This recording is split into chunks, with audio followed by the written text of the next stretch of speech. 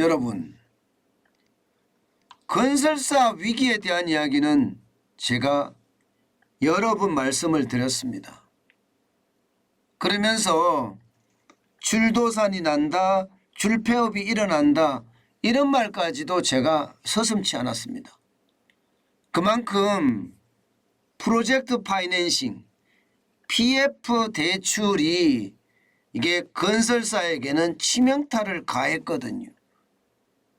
게다가 분양마저도 지지부진해지니까 건설사의 위기는 더욱더 커진 모습입니다.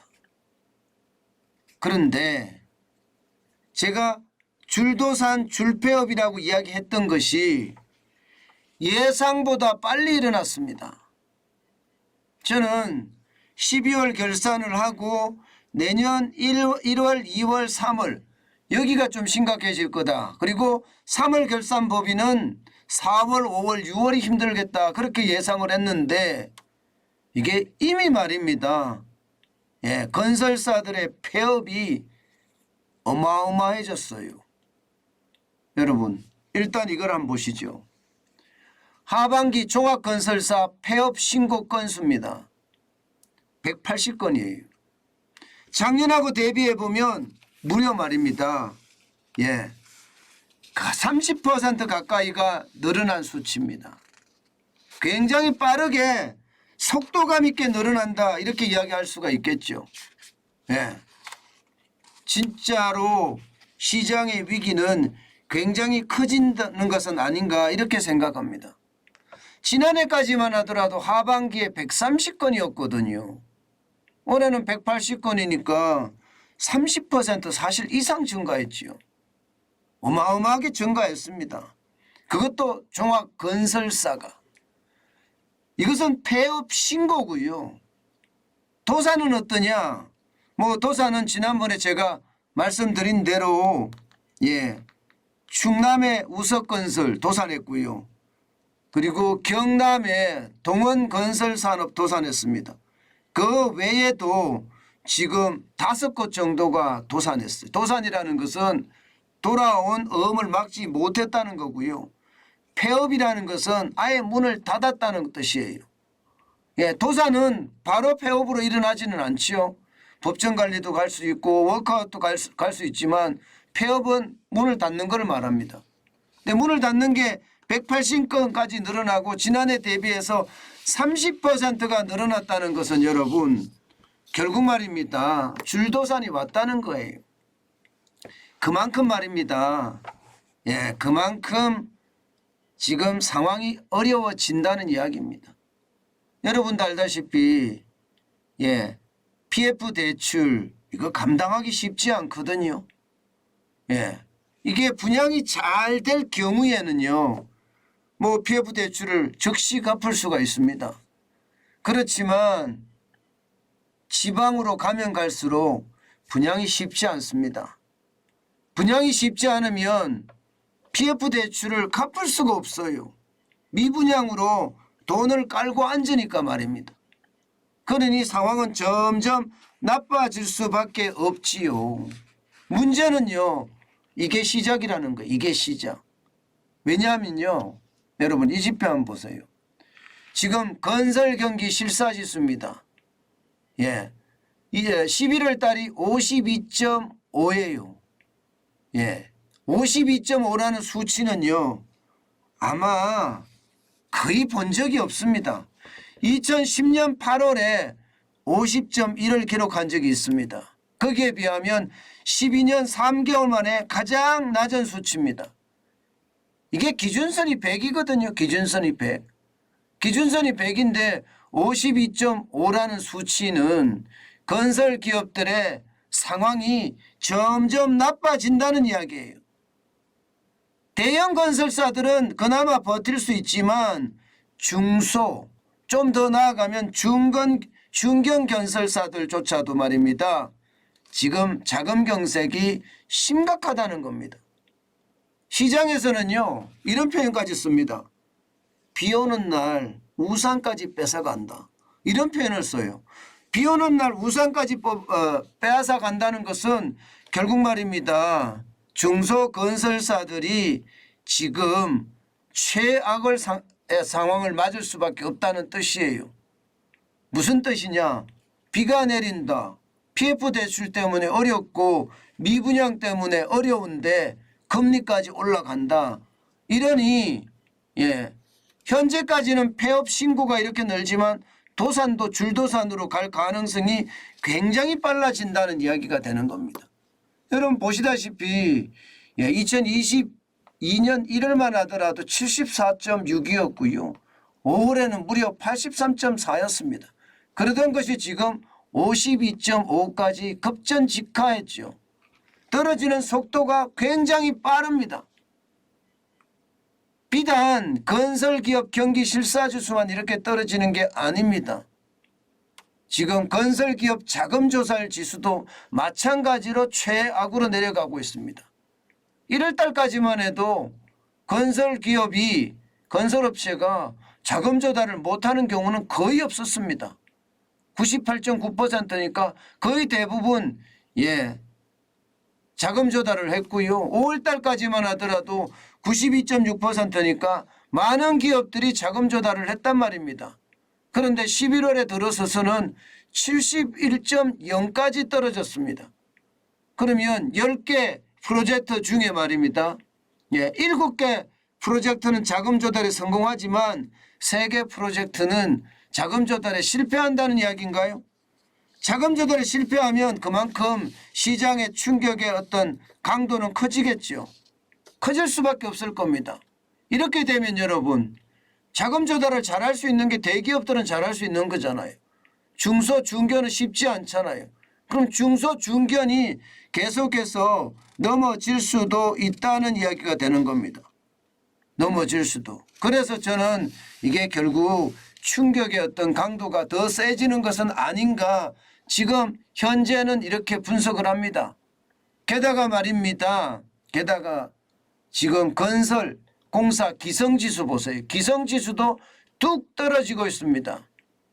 쉽게 말하면 기성이라는 게 이미 짓는다는 뜻이거든요. 공사 현장별로 시공 실적을 나타내는 지표인데 78.6이에요. 이것도 100이 기준인데 올 1일만 하더라도 105.2였거든요. 지면 짓는 대로 계속 빠르게 지었다는 뜻이에요. 지면은 분양하면 분양 다 됐으니까 말입니다. 그런데 지금 11월 달에 들어서서는 78.6까지 떨어졌으니까 시장의 위험이 얼마나 큰지를 당연하게 지금 보여주는 겁니다. 게다가 건설 공사를 또 안 한다는 뜻이에요. 건설 공사를. 건설 기성 지수가 78.6까지 떨어졌으면 지금 할 수가 없지요. 10개 프로젝트 중에 2개는 지금 미뤄진다는 이야기잖아요. 원자재값 오르죠. 여기다가 인건비 많이 올랐죠. 건설 노조 또 장난 아니죠.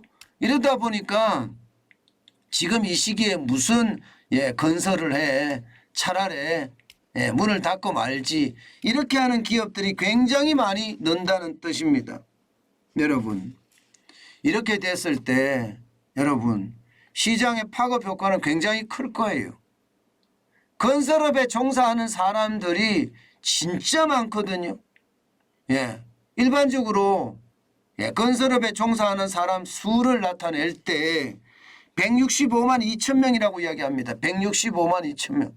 165만 2천 명이면 어마어마한 숫자죠.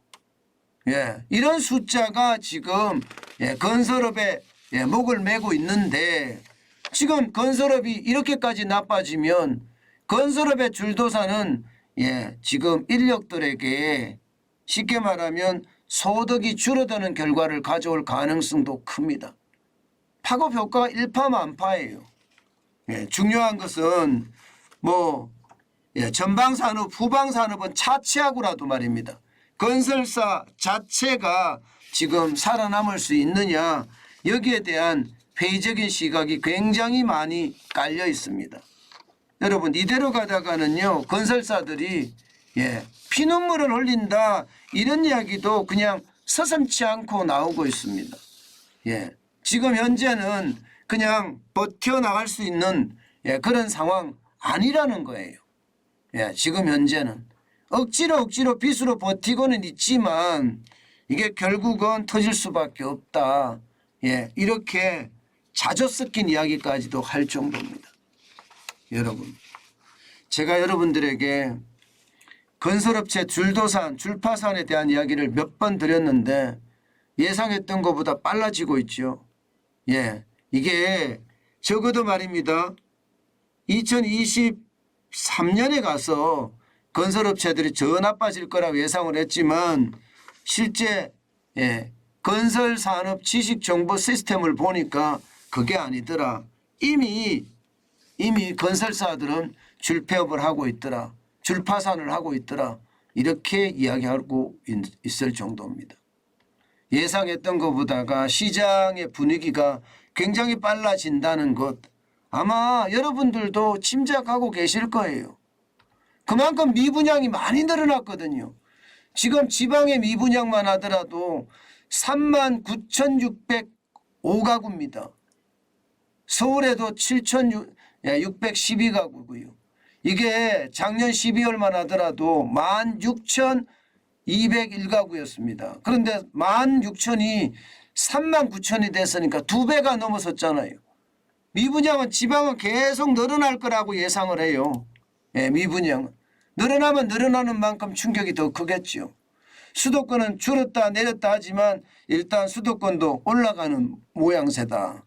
그러면 결국 미분양이 커지면 커질수록 중소 중견 건설사 나아가서는 대형 건설사까지도 도산에 대한 위험이 있을 수 있다. 뭐 이렇게 예측할 수 있을까요? 충분히 그렇게 예측할 수 있습니다. 그만큼 말입니다. 건설사들의 줄폐업이나 뭐 줄폐업은 이미 일어나고 있고요. 줄도산도 이제 무시 못하는 그런 사태로 발전할 가능성 굉장히 높아졌다고 봅니다. 내년 상반기가 그 어느 때보다 어려워지는 계절이 되지 않겠느냐 이렇게 예상하고 있습니다. 여러분, 건설업체가 이 정도라면요.